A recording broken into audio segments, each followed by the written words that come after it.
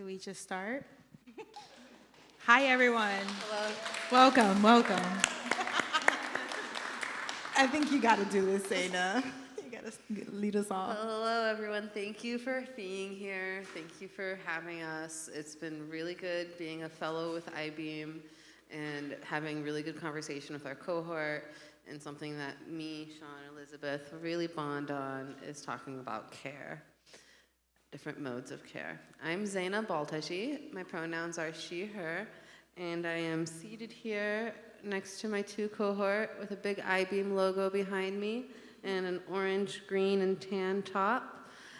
And I have pale brown skin and brown, short, curly hair. And I'm an artist, an educator, an organizer. I care a lot about a lot of things. And I'll pass it to Shawn. Sweet, thanks, Zeina. Hi, friends. Shawn Reilly. I use they, them, theirs pronouns. I'm based in Nashville, Tennessee, but I'm from Staten Island, New York. Yeah, there you go. And I am wearing a flowery top with a black pant, some brown shoes. They don't actually match, but we're not going to talk about it. And I'm wearing brown hair today. I have brown hair that's pulled back and white skin, and I have a lot of glitter on. And yeah, I'm an artist, an educator, and an organizer, and have also been really excited to be part of I-Beam for the last year, and excited to be part of I-Beam in a different way moving forward. Hi, everyone. It's really nice to be here. I'm Elizabeth Perez, or Elizabeth Perez, if we are saying our names how they're supposed to be said. I am a beautiful, brilliant black woman. I have a short sleeve velvet top with the words free in glitter and curly, I guess it's like gold brown today, hair in a half updo with a skirt and some thong sandals if you need to know. I am first and foremost a mother to a brilliant, beautiful little boy named Silo. I'm also an educator, a writer, a designer, a dreamer, a worker. And the way that I've been describing myself lately is blessed and stressed.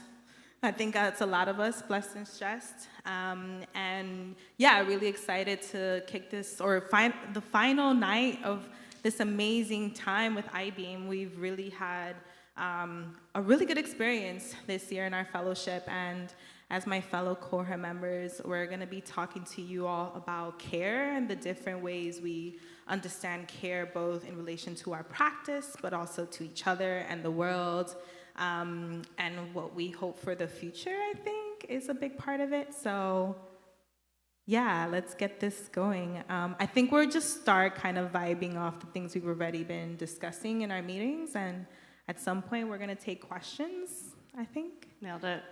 Okay, yeah. So I'm going to pass the mic to y'all.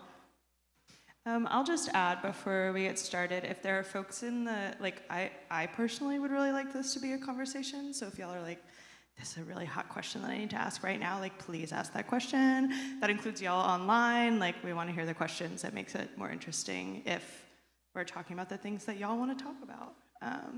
So I thought maybe we can start by explaining our relationship to care at the moment. Do either of y'all want to start with that? I can try. I can go. I'll go. Okay, yeah. Great. Sweet. So my relationship to care. So as we were thinking about this talk and thinking about care, we thought about care on a number of levels, right? Personally, self-care, interpersonally, community care, systemic care. And I would say right now, so I live in Nashville, Tennessee. Some of y'all might be aware of some of the really fun legislation that's happening in Tennessee. So some fun things that have happened recently. Drag is banned, pending a court decision. Trans youth healthcare is banned. Talking about LGBT stuff in schools is banned. Critical race theory banned. The list, I could sit here and talk about all the bans all day. And so, unfortunately, both the institutions that have been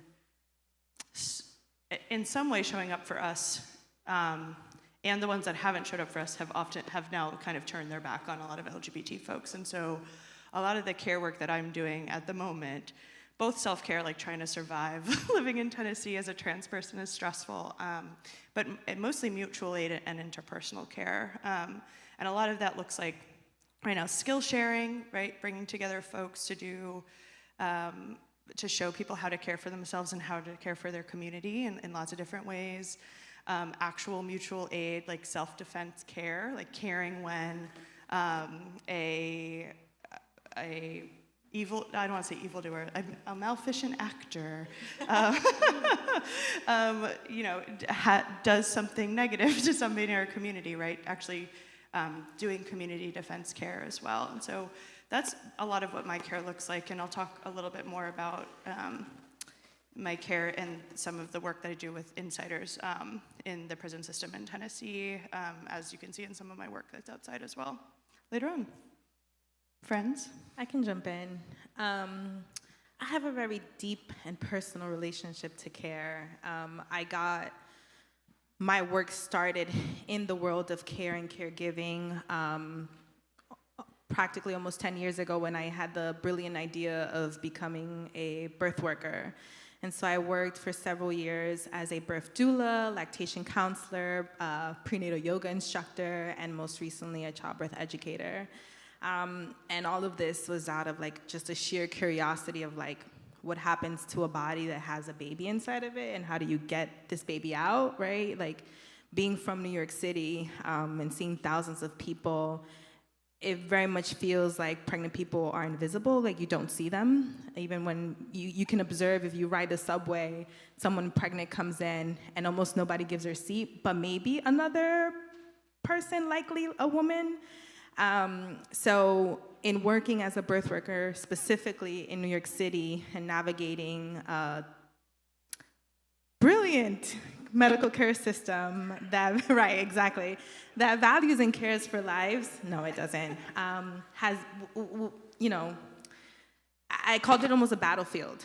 My son's father called me a firefighter, someone that runs towards the fire, because like if somebody here were pregnant and all of a sudden went into labor, who would call that 911 right now? Probably more than half, and you'd be like, somebody, and I'd be like, just get them water. Let's sit right next to them. Let's watch them, assess what they need. And I actually think it's a skill that we need because people will always have babies. Our families will keep growing. And then similarly, during the pandemic, we say during the pandemic as if it's not still happening, right? Like we're all here, it's just very weird and strange, everything that's going on. But in the early days of the pandemic, many of us, all of us, experienced mass death.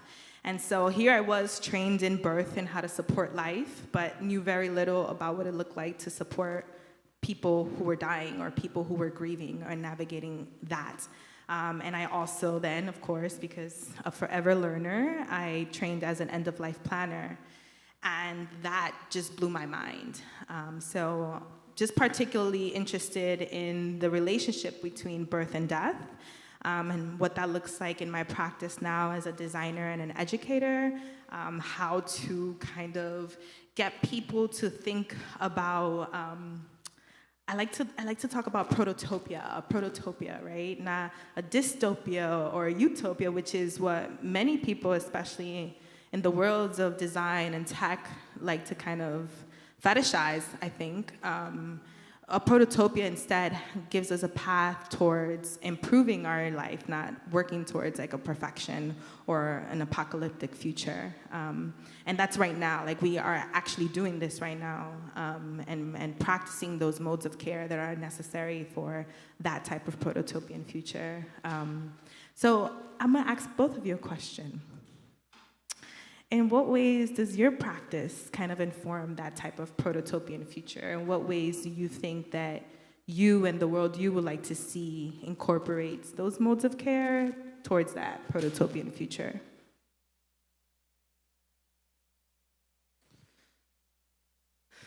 I'm not sure if I am imagining or writing exactly a prototopian future that is positive, but I definitely see care very interpersonally, in which of creating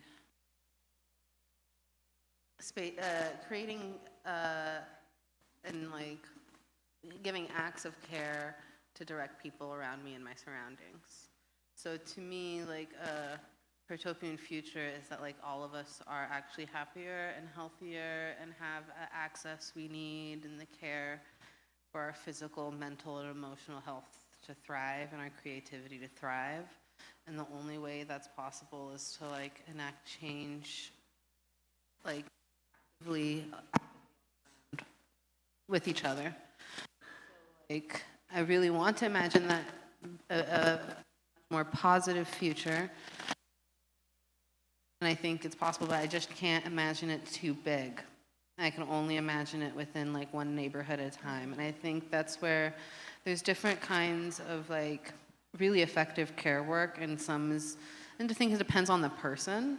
It's like musicians that could like change emotions and vibes of entire masses of people. Right. And then there's folks that are really good at changing minds. I think I'm one of those one-on-one people. I'm really shy. So, I think that like that's where mutual aid really matters to me, and like community care really like I dive into it there. As if I could make my neighborhood, my direct surroundings nicer, then I could like reach out further and further. And then like as I move around on the planet, and if I could only affect as far as like my arm span, as I move around, that's like geographically a lot. But I can't exactly go like miles within where I'm standing. Oh, sweet. Can you hold it? Yeah, hi. Much better. Thank you for caring about my voice. Yeah. Cool. Yeah, I mean, I think that is... That's it. There's like a little bit of feedback, yeah. Maybe a little, maybe not. Yeah, I think that is proto-utopian thinking, right? Like, I'm thinking about...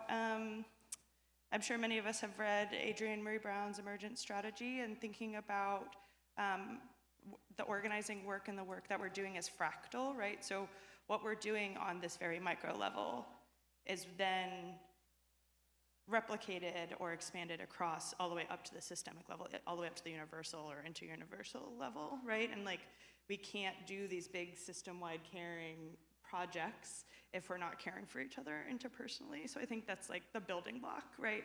I can't remember what, there's like a Grace Lee Boggs quote that I will not try and say because I will butcher it, but. Someone Google it.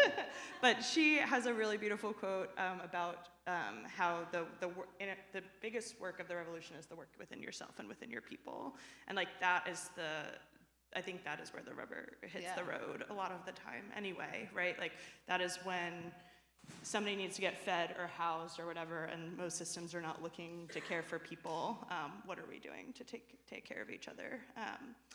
Yeah, I think similarly, again, like most of my work is showing up in these kind of mutual aid structures and interpersonally, right? It's like, how do we teach each other how to grow food when we're seeing supply chain lines getting broken, particularly during the pandemic, but now more and more, right? We go to the grocery store and eggs are $10 a crate, or groceries are just incredibly expensive. Like, how are we able to grow our own food? How are we able to preserve our own food? How are we able to patch our clothes so that we don't have to keep going back to fast fashion and rebuying cheap crap that sits on our earth for literally the rest of our lives? Those kinds of pieces is where care comes into my space. Yes. Please. Yes. Yes.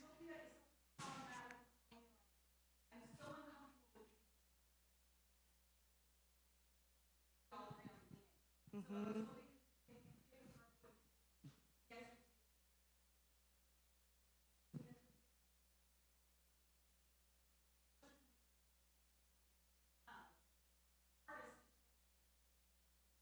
Yeah, we don't do utopia around here, right? Yeah. Like, that's not, like, utopia is for people who have the space and imagination to think for their own comfort and their own well-being.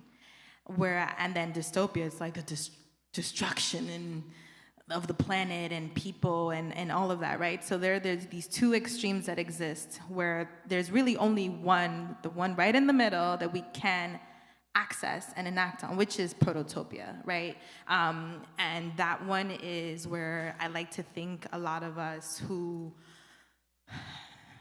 want to be kind to each other and to the planet are acting, right? So from the work of farmers at Soulfire Farm in upstate New York. If you don't know their effort, I was part of their second Black and Latino immersion group in 2015, and literally teaching people this is the land, this is how you grow food, and that's something that has stood with me, do the math with me, 8 years later, oh my God, right?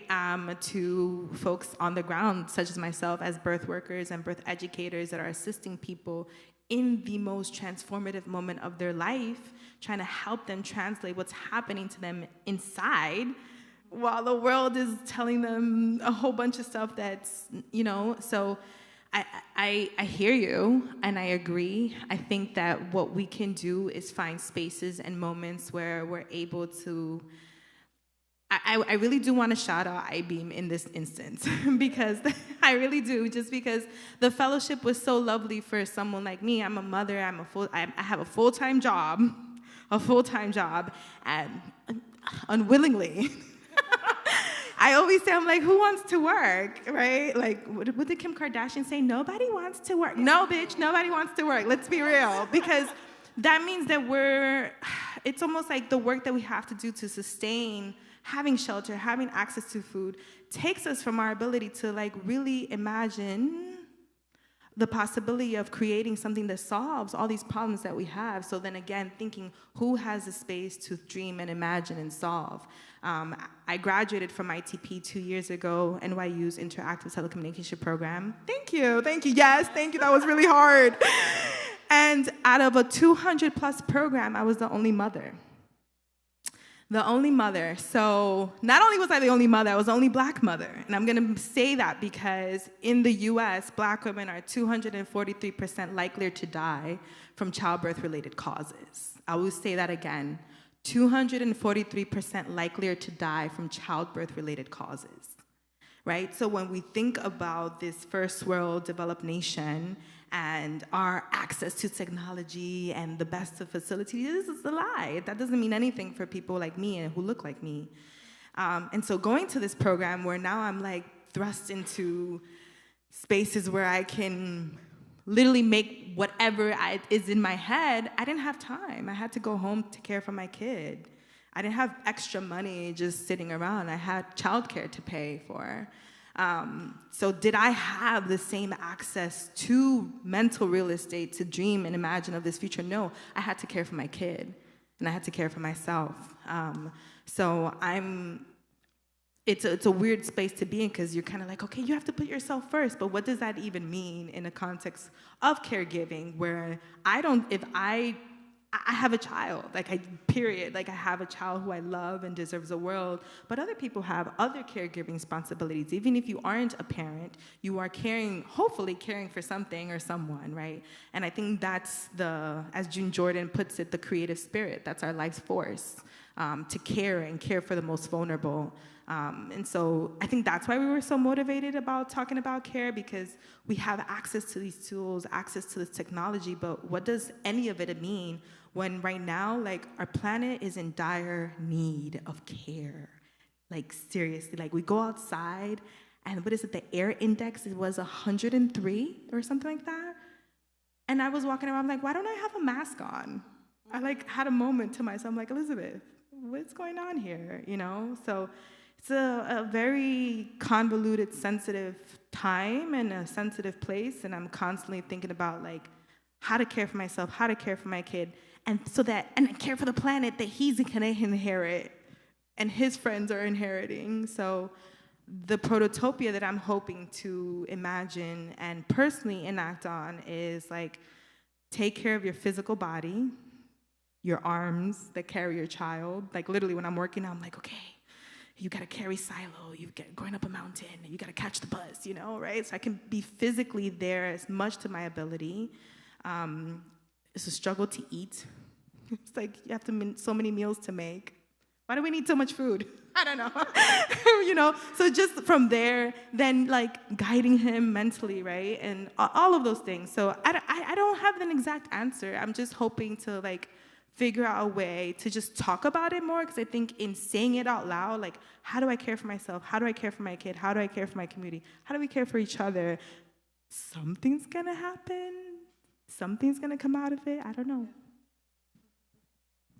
Yeah, I'm also just thinking about the idea of proto-utopia, right? Like the root of proto, like it's a prototype of a utopia. We're just trying shit out, right? We're just like trying to figure things out, see and experiment and see if they work.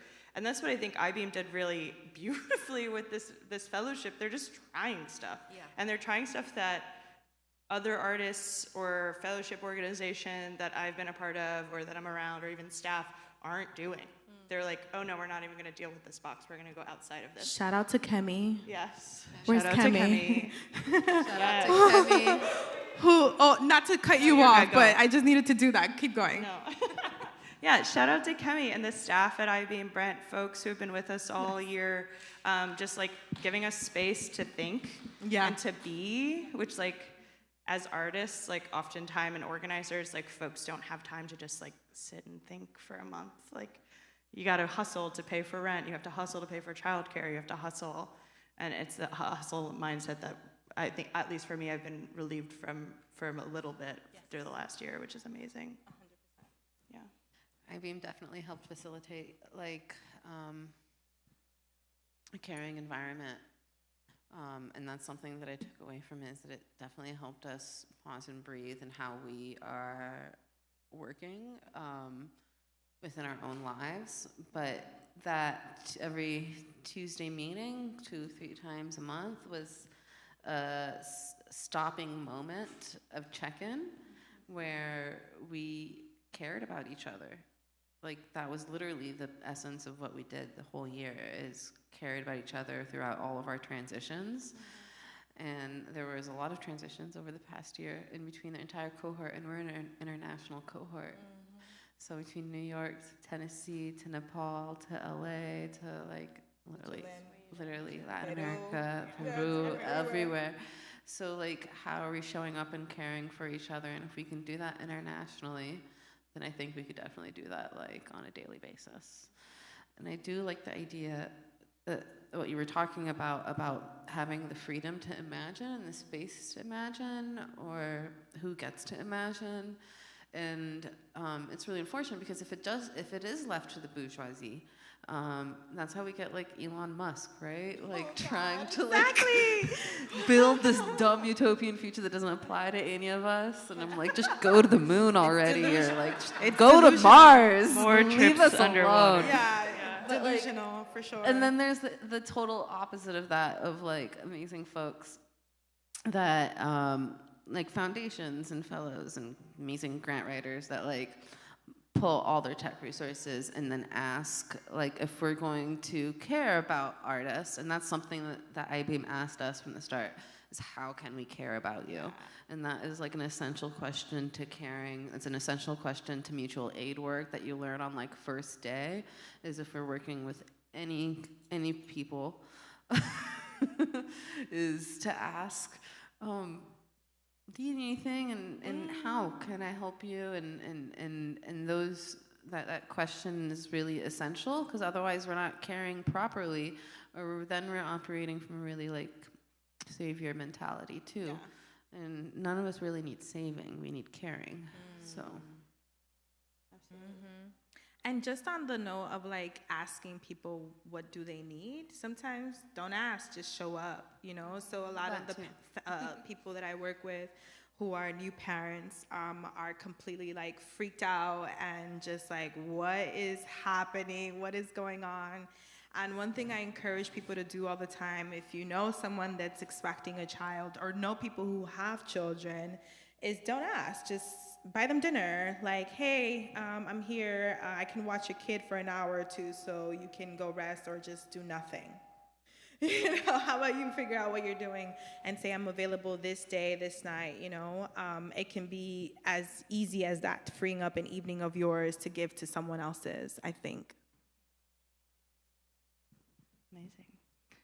Other questions? Anybody else have questions from the? Yeah, please.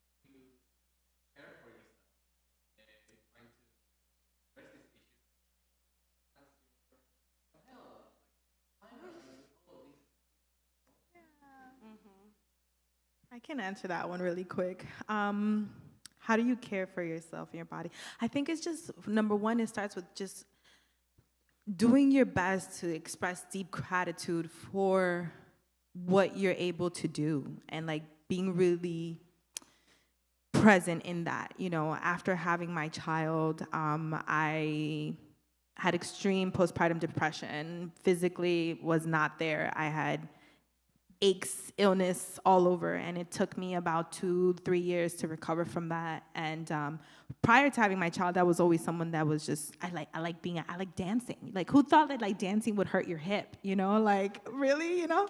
So that's where I found myself after, and I do want to like think and lean into the idea that, you know, I'm still here. I still have this physical body that is allowing me to do X, Y, and Z. And it's being really intentional about the ways that I say, okay, Elizabeth, these are the things you have to do for yourself first so that you can then do them for silos, so that then you can do them for your job, so then you can do it for your friends, then you can do it for iBeam. Because if I don't do this for myself right now, I cannot do it for anything or anyone else. And my son, number one, would suffer from that, right? Because he's the one that is truly dependent on me. Nothing else is urgent. I think that's one of the biggest things I learned since being a birth worker, that email, that ping is not urgent. No one's, unless that person's dying or giving birth, it's not urgent. It's really not. And so having to tell someone or tell yourself first, I can not look at my phone right now. I don't need that notification. I can respond to that tomorrow at 8 or 9 a.m. when I sign on. It's really good, and it's really hard because everything feels urgent. Our ability to access each other it's like this, right? Like binary numbers is something crazy, right? But it's not real. All of that is fake. Like, what is real is this body that I have right now, that if I don't address this ache or this pain, it's going to exacerbate. And that's something that I've seen from my mother and her mother. I know what that looks like. Now, can I try to imagine a different feeling, a different reality for myself? And that's a freaking battle, you know. That's hard. Like, again, like I have to cook 3 meals today. Yes, you do. You got to do it. I struggle, but I'm trying. You know, I'm trying. And I think that's what you're saying. Like, to enact on the prototopian, to be part of a world where we're kind, compassionate, loving humans. You have to try. You have to try. I'm thinking about a few different things, and I think it's about balancing the different things in life. I'm like the worst balancer in the world. I'm like one to talk, but thinking about how I balance how I interact with community, right? So a few years ago, I realized that like all the spaces I was in with queer and trans people were like activism spaces. So, which is great. We would come together and be like, these are our demands, or like whatever, and like that's important work. But sometimes you like just want to like break bread with people and like be with people. And so I joined like a gay softball team. Not to be the stereotype, but I'm obsessed. And I play like 3 days a week with this softball team. And I'd like to say that it stays drama-free, but it's actually the most dramatic space I'm a part of. But it's kind of nice because it's like I'll go talk about like the catcher drama instead of dealing with like the grant that I have to deal with that day at work. And so finding those spaces where you're like with your people and not necessarily having to talk about the end of the world is really helpful. And being in those spaces with people where you're talking about the end of the world is also can be really helpful. And not the end of the world. No, not the end of the world, but like, you know, the impending doom. Just, yeah. Shawn! So being in all of of those spaces where you're processing the trauma of the world, of just being a person in the world today, as well as just going to the lake, being shirtless with your friends, just go have fun. And that's can be really, really hard to do as a trans person or as an immigrant, or when you're worried about surveillance, or you're worried about the thousands of issues that technology brings to us as marginalized people. So turn your phones off. Go put them in the microwave. I know I sound crazy. Put away off, put them in the microwave. Hang out with your people. Don't let Siri or Alexa listen to what you're saying. Just be with your people. It'll be helpful and healing, I think. Right on. Yeah, ditto. Yeah. Other thoughts? Questions, concerns, comments, insults? Is there anything from our online friends? Anything? Ooh. Enthusiasm. Yes, we're That enthusiastic sounds about good. you. Yeah. Cool. So I'm wondering, so we talked a little bit about how our practices kind of lend to this proto-utopia space. I'm wondering if, and I can start thinking about how care, when we're thinking about partners or we're thinking about inspiration or resources for our for our work, and how care shows up in that way. And so I'm thinking, so the two groups that I primarily work with in my work are trans kids, queer and trans kids in Tennessee, and then folks who are incarcerated. So I work both in the youth jail, which isn't that fun, we have a youth prison, in Nashville, as well as death row inmates in different capacities. And so for all of those folks, especially right now, there is a deep concern about care, right? First of all, are they being cared for? Absolutely not, in general, right, by the system, by society, particularly in a place like Tennessee. Absolutely not. And so how are we caring with and for them when we're offering to show some of their work in a place in New York City where they might not ever have access to, right? And so the things that I do, at least the things that I think about, is really trying to collaborate from the beginning with folks, right? Being with my, I use the term insiders for folks who are living on the inside. What is it that y'all want to do? And taking time to slow down and explain. So I'm thinking about an example, right? I do some stuff with guys on death row in Tennessee. Many of these men have been in death row for 30, 40 years, since before the internet. So if I go to my friends on death row and I say, hey, I'm gonna do this art piece and it's gonna be up on the internet, they don't have access to the internet in the way that we have access to the internet. They have barely access to computers in the way that we have access to computers. And so to explain the monstrosity of the internet is actually impossible, right? It's impossible to actually understand the implications of what posting something online is unless you're actually on that interface, and for many of us have dealt with it for 20 plus years, right? So taking the time, as long as it takes, to really think through what are the implications of this, not assuming that they understand all of these implications of technology, and not because they're some of the most brilliant people that I know, literally, and some of the most brilliant artists that I know, but they've just been denied access to these resources and don't know the structure of it. So taking the time to really decode the culture of power as much as possible and all the implications with my people, right? If I'm going into a youth jail and they're making any kind of artifact that I'm taking out, figuring out, how do you want your name on here? Do you want your name on here? Do you want your initials on here? Do you want to choose a fun name to put on here? How is it that you want to show up out in the world? And so thinking about those kind of, trying to give folks autonomy as much as possible is a big part of my practice and a big part of how I show care in my work. And is particularly important, I think, when working with marginalized communities that have been denied resources for so long. And using just the access that I have to knowledge and institutions and foundations to try and increase their access to those resources as well.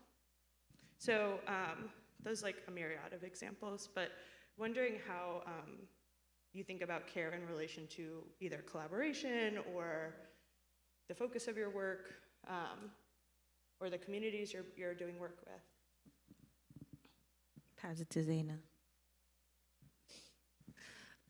I love Shawn's work because you're really thinking about how you're presenting the work to outside of folks that are making it, but not going to see themselves outside of that. I think a lot of my work from early 20s till now has always been in like nonprofits. And in Southern California, I worked with the Prison Arts Collective, actually, that works with incarcerated folks in Chino Hills and different folks in Lancaster. And then I also taught in East LA at LA Muse Art for 4 or so years. So a lot of nonprofit work and then like arts organizations in different spaces. And the hardest part for me to swallow was how we then pull the work out and then present it to the public when the very people that made it don't get to see themselves in that light. And those are the people that need the most to see themselves truly as the amazing people that they are, making the work that everyone else is seeing. So I think when it comes to grant writing, when it comes to like how we talk about people that we're working with, how we see them as, and how we present that is really crucial. I've just seen a lot of people get tokenized in the process in order to get the funding to do the work. And that's the great irony of the circle of it all, is the like harmful behaviors and language that we use in order to get the grants and the funding, in order to do the work, to reduce the harm. But how does that reinforce how we're actually seeing people and how we're talking about people? So like what you're touching upon is like a very complicated question that we're constantly, I think, as people that's worked in any nonprofit, anyone who's ever written a grant, including the grant writers of iBeam, is like, God how, bless. which is like so, it's hard work, you know, is how you're gonna write about folks and it not be bullshit. You know, and not to, and I think that like we live in an era too where you could buzzword decolonization and identity markers and all sorts of things, and I think that like to really unwrap that and what does that mean and being genuine and all of that, I think is something that we've really tried to discuss over the past 9 months or so with each other as fellows, and it's like I think much bigger than. I think the word gets thrown around a lot, but it's much bigger than we think it is to unwrap. What do y'all think?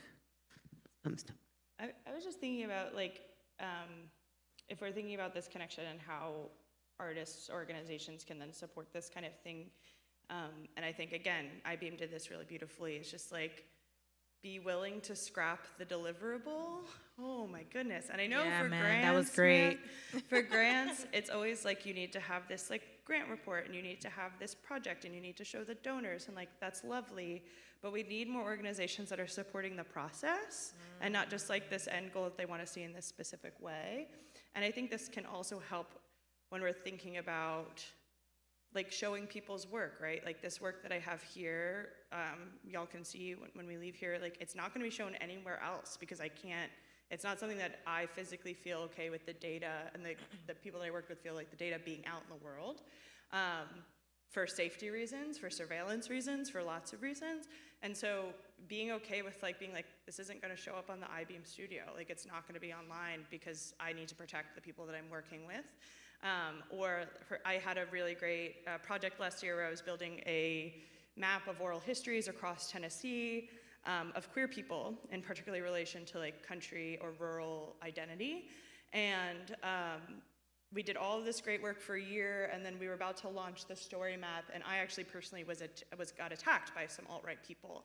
And then it grew into, I had a really fun spot on Tucker Carlson, y'all. Oh, no. It's fine. Everything's fine. And so after that, all the work that I had been tangentially related to, whether it was related to my trans work or not, was attacked in different ways. And so we had to go back to everyone that we did oral histories with, and we're like, are you okay with us still posting this? Because growingly, you being connected to anything queer or trans or lots of other identities, but particularly that right now in Tennessee, you're going to be a target, right? And I can scrape the metadata, I can do a lot of different things to make you feel more comfortable, but at the end of the day, folks know how to decipher those things and you can be in trouble. So the foundation that helped fund that, like at the end of the day, I was like, I can't do this because it's literally gonna put people in danger. They're like, okay, that's fine. We have this as like a private showable that we can show to folks, but as of right now, like this is not gonna be a public thing. And like that is so important, like to be able to like work courageously on work without fearing that like a specific person or donor or funder or sponsor is gonna pull your work or like say that that can't be in the show or whatever it might be. Like just being able to actually support people's process and then supporting how the deliverables make sense for the people that are most implicated by the project that you're funding that you supposedly care about, which often doesn't happen. But again, IBEAM did a really great job of supporting that this year. Yeah. Do you wanna say anything? Yeah, I'm just thinking 10 years ago, oh gosh, we were talking about aging earlier, and I'm just like, oh wow, 10 years ago. I was leading a really beautiful effort. I was working at StoryCorps. I was working at StoryCorps. I was their specialist for their StoryCorps at your library, so I got the opportunity to travel to 10 national public libraries in the US and help specific communities capture their stories, right? And for the library, begin their first digital archive. And through that, then we created programming surrounding that. And I had a moment as you both were thinking, I'm like, oh yeah, I did that. And I feel like I've just lived so many lives and I forget all the things that I've done. And that that experience in itself was just interesting to think because the software that we built, clearly I look back and I'm like, no, it does not look like anything we have access to or can create now. But what a beautiful project, right? Where, so basically I was responsible for going to these libraries and I would train library staff on how to use recording equipment and then just talk about how to do interviews, right? Get people to talk, and not interviews, but get just conversation, like generating conversation and the power in just listening, which is what I think is most wonderful about an organization like StoryCorps, where you're just listening to stories, you're listening and you're being attuned to the different ways people live. And that experience for me really just solidified that we are nothing, literally nothing without each other. We're not, like, what is it? Like, it's delusion to think that you can exist outside of a community. It's delusion to think that you can go to Mars or have a bunker. What do you, okay, so you're gonna be in your bunker and then you're gonna come out and then what? So why, what are you doing? Why not try to fix this? And I think that's the word that keeps coming to me is trying, right? And protecting and listening. And we are so, when you fly on a plane and you're landing in New York, do any of you have the moment where you're just like, wow, look, we built this city. Like, people made buildings and look at it. And then at the same time, a second later, you're just like, what the fuck did we do? What is that? Why does it look like, what is that? Why does it look like that? What is going on here? So, I don't know. I mean, I think, again, who has a space to think and imagine? I just in that moment, right? Because I'm on the plane, I have nothing but to do but look out this window. And I have terrible flight anxiety. It's not a really good thing for me to look out the window, but I do it anyway. And in the moment I'm praying, I'm asking, for the pilot to, for my ancestors, God, to guide this pilot's eyes, hands, and hearts. Everybody be chill on this plane. Because we're all in it together. I don't understand why people think that you can operate as an individual. I don't understand that. You can be an individual, but you cannot operate as an individual. And that's what I take from any and all of this. I want to know what your interests are. I want to know what your skills and your dreams and hopes are. And then I want to know how we can really collaborate and be in sync together to make this place beautiful and safe and exciting and easy and leisurely. Who wants to work?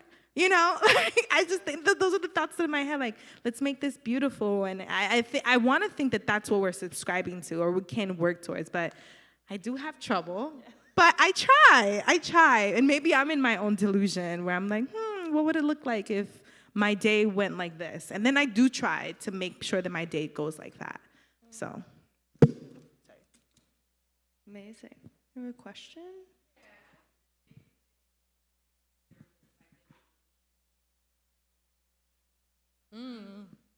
You see my shirt? Well, I feel like that question was directed to me, so I'm just gonna take a moment. Yeah, Take a whole or to all of us. moment. Yeah. Well, it's Please. put it this way. I think that care is the antithesis, like the opposite to capitalism. And when you work under capitalism, you're not free. You're working to produce and make capital, right? So to care is to say a big fuck you to that, you know? Like, I don't operate in that. Like, I can imagine a different way where I am caring for myself to be free, you know? I think that's what I work towards, freeness, freedom, you know? I just looked at my watch because I wanted to see how long it took her to say capitalism. And it was only 45 minutes. No, I didn't. We didn't mention it before that. We didn't say capital. We didn't say. We just didn't say the word. Okay. Yeah. But yeah. But I'm actually curious. Can I ask you too then? Like, what are your thoughts on that? Your own question.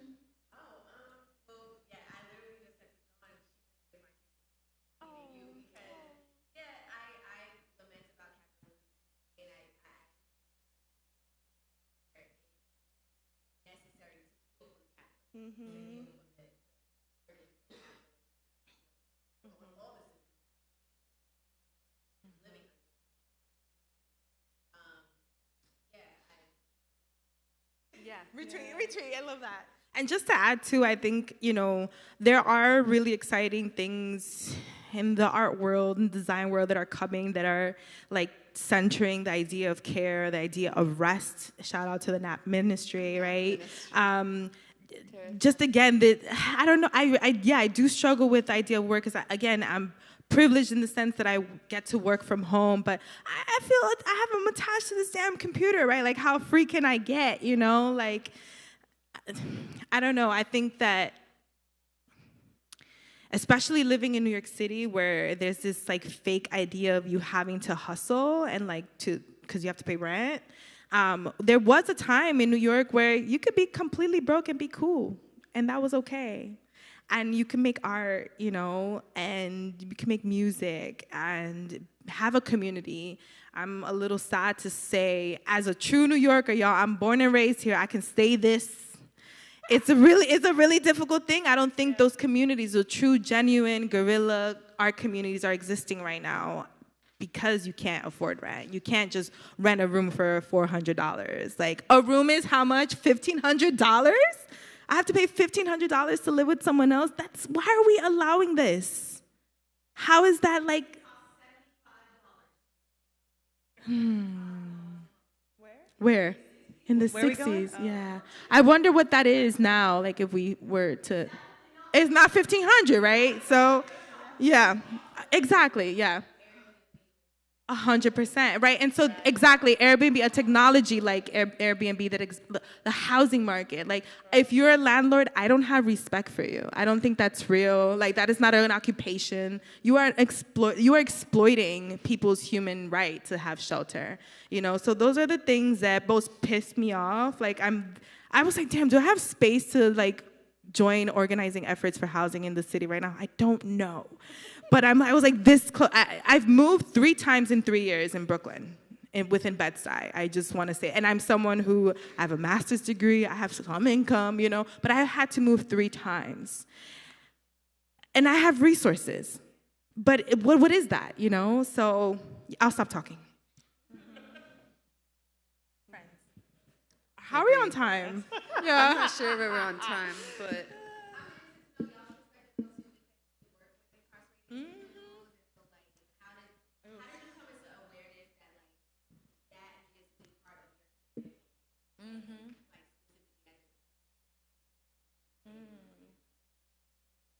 I only worked for like a short period because I also realized it's very sensitive to do that work, and I needed to do it either independently, and I had a hard time doing it under an art collective, because that's where a lot of the problematic kind of issues kind of came together, is when it started to become a grant earning collective.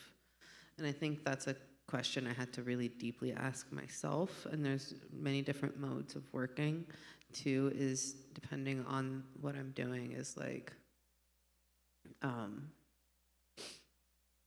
where my strengths are. And sometimes it's like what you were saying, and it's just like showing up without being a part of anything. And sometimes it is needing to be a part of something. And thinking about a question when it came to like freedom and care and that capitalism. And then also who gets to dream and imagining a protopian future, and how does that happen? And Patrice Cullors reminded me at some point that there is no, we don't know what abolition looks like. So we have to imagine what abolition looks like. And we're not gonna, there's no recipe. We're figuring it out completely as we go. And that's the same, that's what protopian future is abolition, to a certain extent, of like reaching that. Like, what is a protopian future without abolition, actually? So, I don't know what it looks like. I don't think any of us do, but we're like imagining it in real time and testing it in real time. Yeah. Uh-oh. Do you think that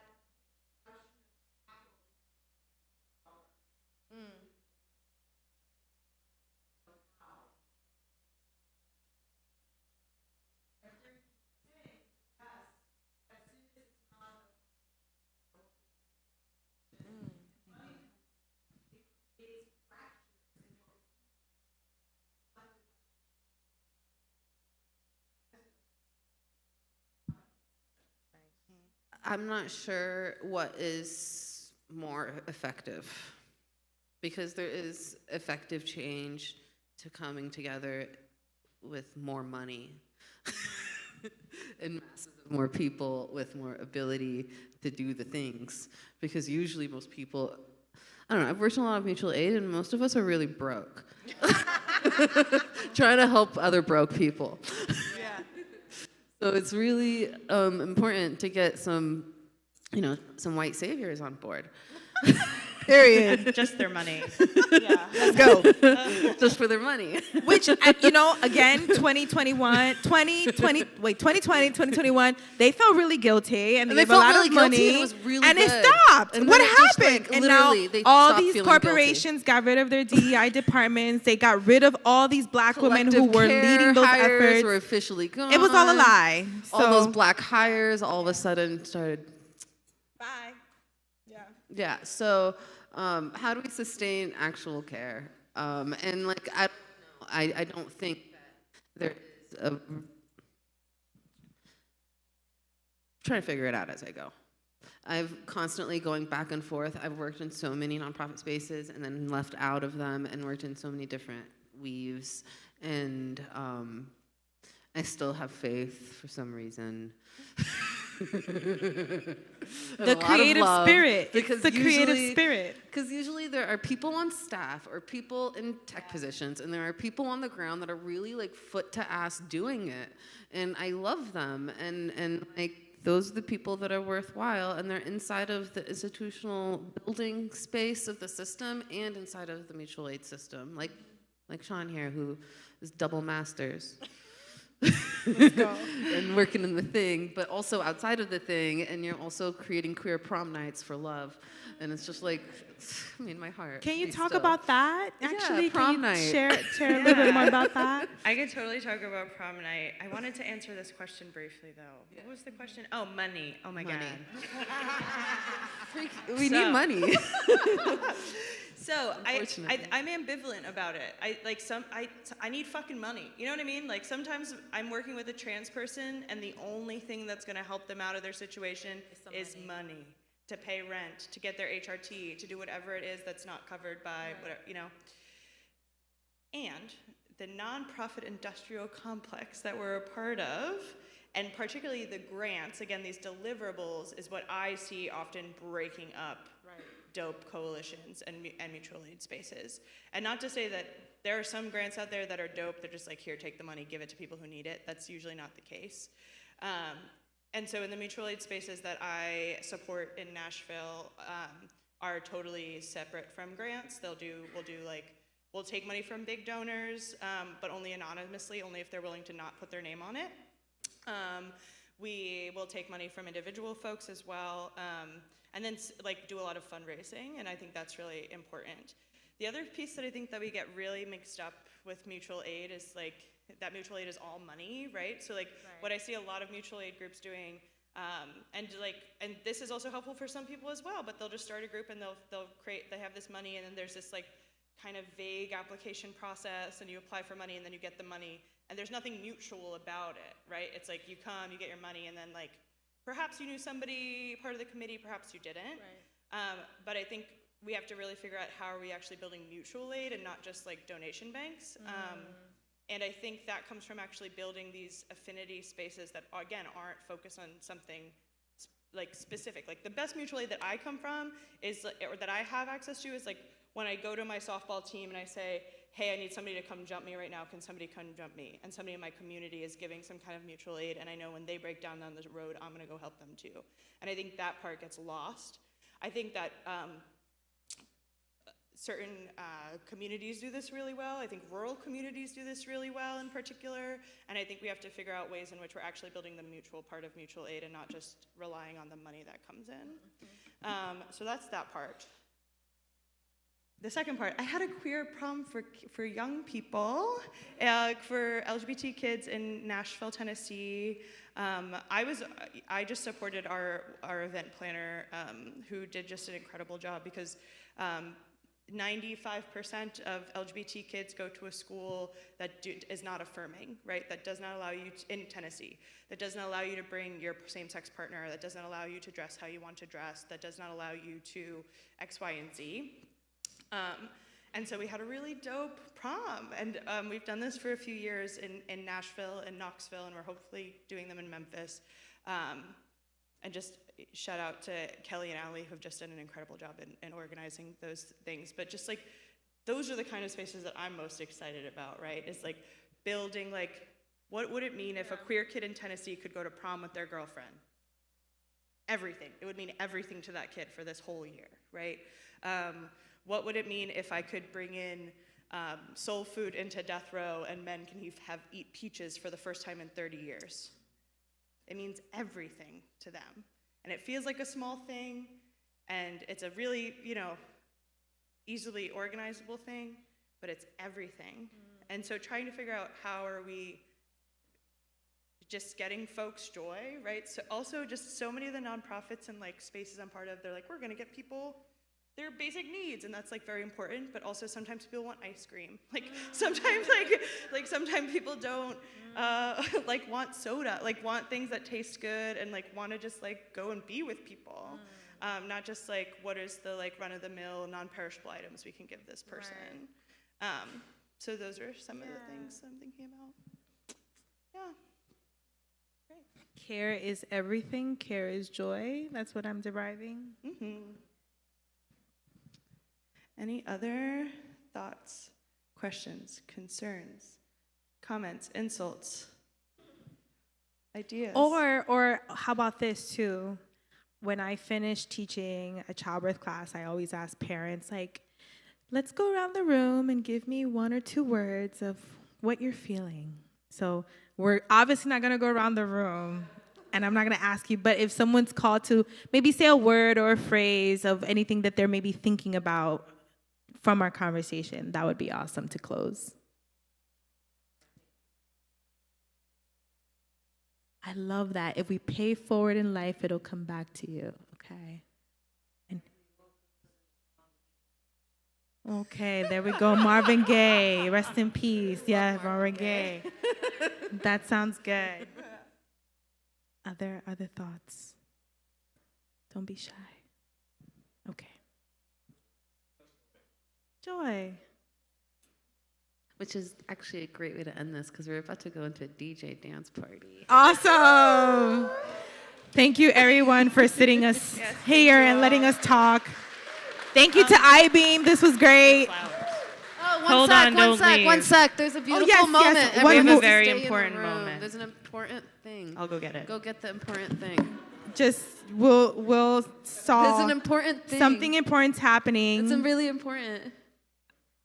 You know, expressions of joy and gratitude and excitement. This is from us. For Kenny and Brent. We just got you some booze. This is for Brent. It's from Brent and some flowers. Thank you, Brent, for all your work. Brent literally attended to our any and every both programmatic and technical need. And to Kemi, who showed up all the time every month asking us what we need. Thank you so much. Yes, Brent, you got flowers. No. A part of care was letting you sleep. I'm bringing the mic to Kemi. No? We got it? Yeah, you do it. Thank you for the flowers. They're beautiful. This is so unexpected. Wow. Wow, you guys have surprised me. The wine, you know I'm gonna enjoy this wine. In fact, I'm gonna be at the side with DJ Char and Satan's only daughter drinking my bottle, right? But with that said, I just wanna give my closing remarks. Thank you all for coming today. Thank you, Elizabeth, my friends, Shawn, Elizabeth, Zeina. I love you guys. I love you guys, Democracy Machine Fellows, Phase 2, you guys. Yes, we did it. We made it. This is a hybrid event. I mean, we came out of the pandemic, and we did this. And it wouldn't happen without you guys.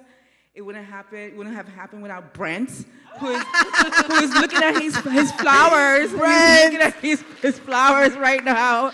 And it wouldn't have happened without Brent and I-Beam staff. Tyrone, Sherston, everyone. Thank you all. And Kemi's kids. Your kids. Oh, yes, my kids. The children. Right, my mom. I don't know if she's left the building. But thank you, moms, for supporting the food area. Thank you to Todd, to Luke Dubois, to our board of directors, to the IDM staff, Harsh, everyone, Maximo, Miho, you've been killing it. Thank you. Thank you to you all for coming. Thank you to our funders. I mean, without this, this wouldn't happen. So shout out to you guys. Thank you to our board of directors for your guidance. I'm so grateful to be in the room with everybody here today. You guys showed up. There's so many people in the house, full theater in the back.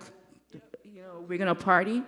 He's trying to drink that wine. I'm gonna have my bottle. And it's gonna be on. So thank you so much and enjoy. Thank you. Woo, thanks everyone.